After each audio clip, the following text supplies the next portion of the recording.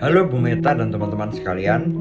Jadi di sini perkenalkan, nama saya Alan dan saya akan menjelaskan mengenai penjelasan lebih dalam dalam family business saya sendiri, yaitu family business saya bernama UD Ahwa yang bergerak dalam bidang distributor peralatan rumah tangga. Jadi distributornya itu ke toko supermarket di seluruh Jawa Timur.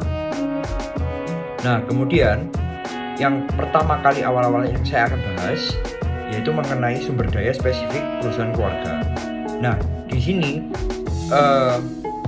disuruh menyebutkan contoh sumber daya spesifik yang dimiliki oleh perusahaan keluarga. Mungkin yang akan saya jelaskan ini terlihat unik ya. Tidak semua orang bisa melakukan hal ini kalau tidak mempunyai trust dengan kedua belah pihak. Jadi papa saya sendiri itu sering melakukan pencatatan orderan ke toko tersebut tanpa menyuruh orang pemilik supermarketnya. Jadi papa saya yang membuat orderannya langsung tanpa menunggu hasil confirm dari pemilik supermarketnya itu. Jadi ordernya itu sesuai feeling papa saya. Ya mungkin karena feelingnya sudah kuat dan sudah lama terjun dan hubungan yang kuat dengan pemilik supermarket tersebut.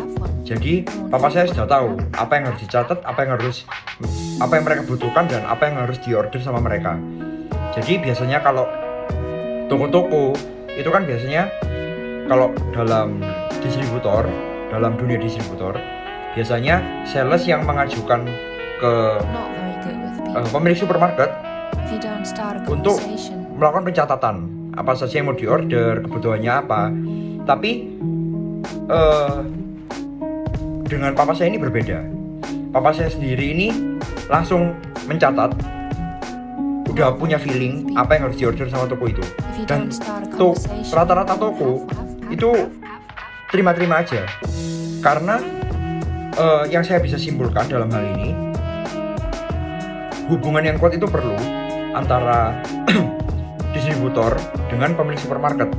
Kenapa? Kalau misal tidak mempunyai hubungan yang kuat, hubungan yang besar, rasanya itu nggak mungkin terjadi hal unik tersebut. Dan itu sudah jadi budaya perusahaan yang khas. Karena kenapa saya bilang khas?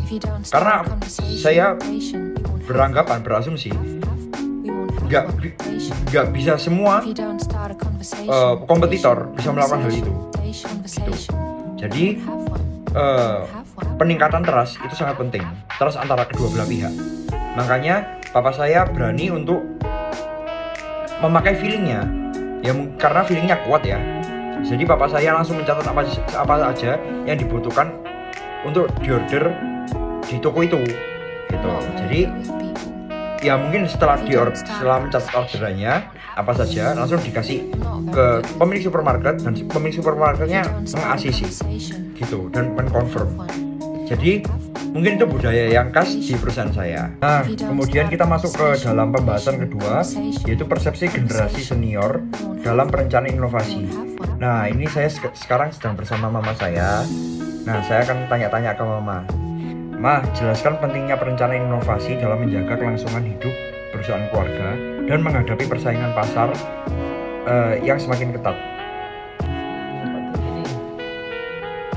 Memang kita setiap proyek kerja ada rencana.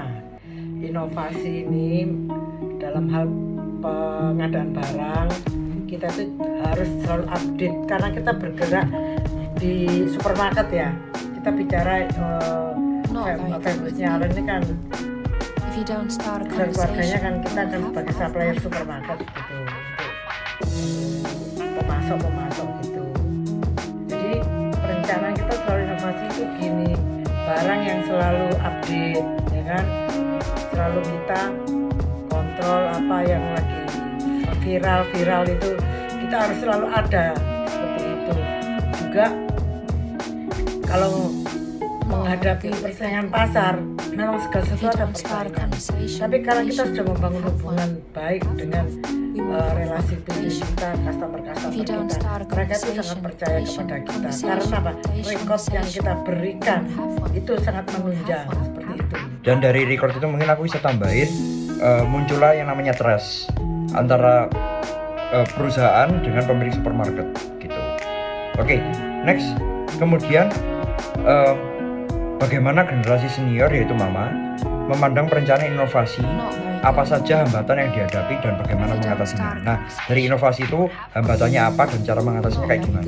Ya, memang semua apa yang kita rencanakan itu kadang kendalanya kalau kita sedang memasarkan barang itu ada yang diterima, ada yang enggak. Itu kadang ada persaingan. Oh, ini barangmu mahal. Kita tidak serta merta terima gitu aja. Tapi kita punya cara. Jangankan untung, kita di bawah pasar saja kita berani fight. Karena nggak semua barang kan seperti itu. Mungkin kadang kita itu main di barang lain. Saat itu kan dapat harga lebih mahal seperti itu ya. Kita mendapat pasokan. Nah, itu kita bisa fleksibel tentang ini. Jadi toko itu senang gitu loh.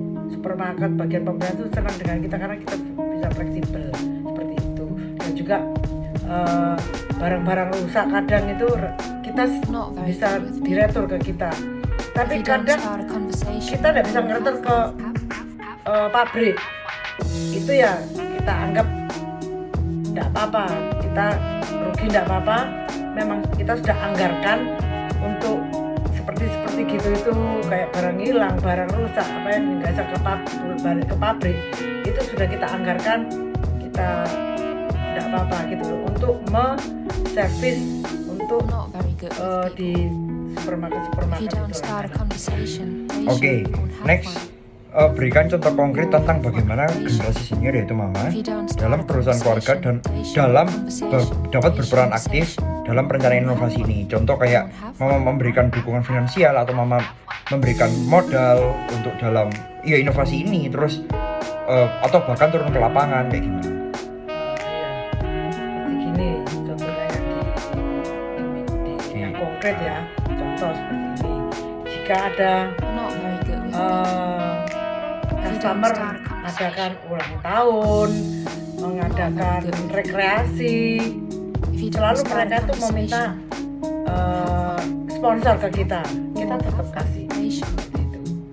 Ya, kita beri untuk para pelanggan kita yang dia minta untuk aktivitas mereka. Jadi nggak ada yang, jadi kita selalu memberikan servis kepada customer kita seperti itu.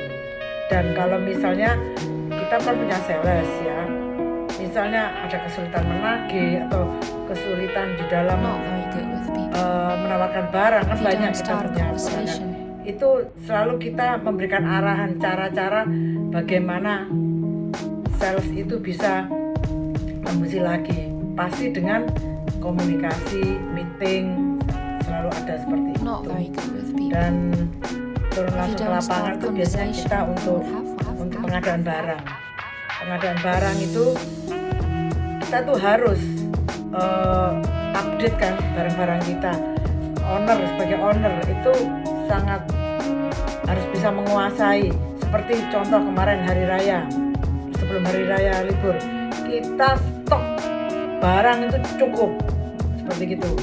Dan setelah hari raya seperti kemarin ini order banyak masuk dan kita ada stok, kita ada barang, toko langganan setiap kita order, kita sanggup memenuhi semuanya. Jadi customer senang dengan pelayanan kita seperti itu. Itu harus kita pikirkan juga.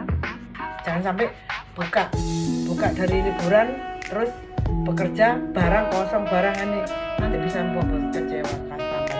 Dan itulah ya mungkin salah satunya contoh-contoh konkret yang kita lakukan untuk kemajuan perusahaan. Oke, thank you Ma.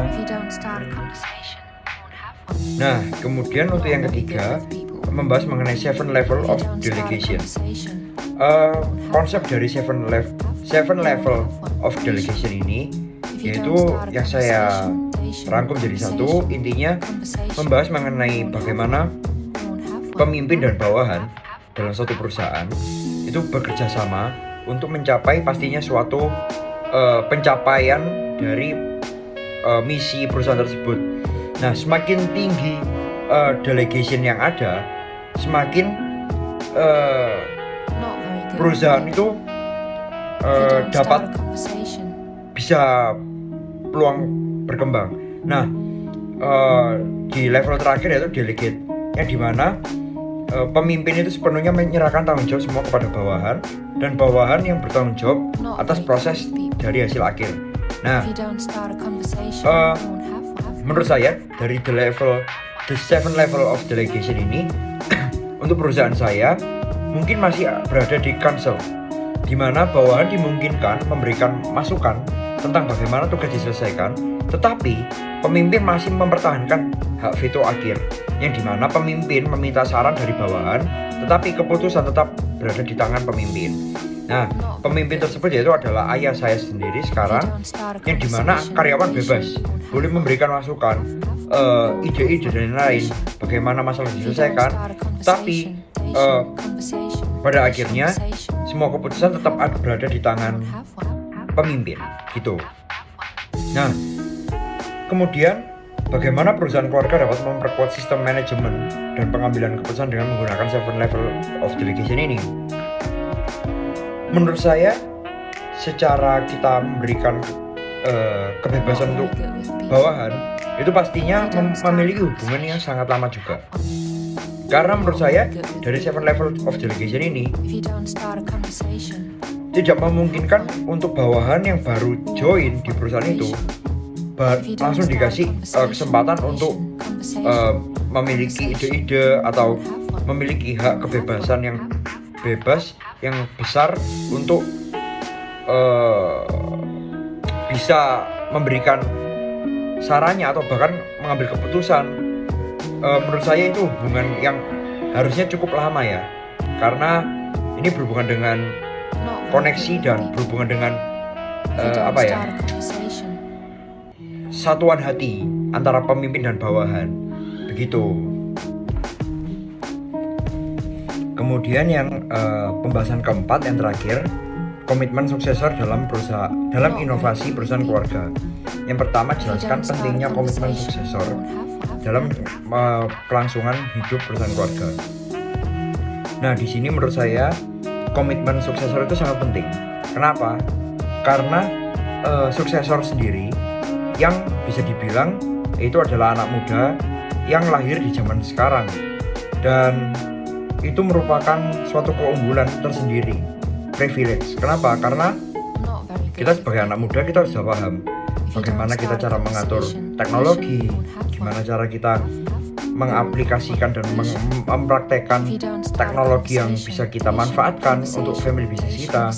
Nah, karena itu kan namanya dunia semakin ke depan semakin menggunakan teknologi. Nah, di situ bisa menumbuhkan kelangsungan hidup perusahaan keluarga tersebut. Nah, dan komitmen suksesor ini penting juga karena kalau kita sudah berkomitmen sebagai suksesor, maka kita bisa menghidupkan komitmen itu, dan komitmen yang bisa kita pegang untuk mempertahankan family business kita yaitu untuk generasi pertama itu paham bagaimana komitmen dari suksesor atau anaknya sendiri, apakah sudah relate dan apakah komitmen suksesor itu dapat menjadi kelangsungan hidup untuk generasi-generasi berikutnya. Nah, kemudian bagaimana cara suksesor ini berperan aktif dalam proses inovasi perusahaan keluarga? Nah, caranya itu seperti mengembangkan ide baru, itu salah satunya. Itu menurut saya yang paling simpel. Kenapa? Saya bilang itu sederhana dan simpel karena kalau kita mengembangkan ide baru, kalau belum dilakukan, itu menurut saya masih sah-sah aja. Karena kalau ide baru dan akan mau dimulai, itu pasti berdasarkan dari ACC dari generasi pertama. Bagaimana, apakah idenya masuk atau enggak. Nah, itu kan menjadi masalah lain. Tapi sekarang menjadi start berperan aktifnya, kita itu bisa melihat apa yang kurang di perusahaan kita dan kita bisa mengembangkan ide baru. Dan apalagi itu bersangkutan dengan kelangsungan internal biar lebih nyaman dalam bekerja, atau memberikan rasa enjoy dan relax kepada pemilik supermarket atau konsumen kita. Nah, itu kan merupakan ide baru yang mungkin orang tua kita tidak terpikirkan gitu.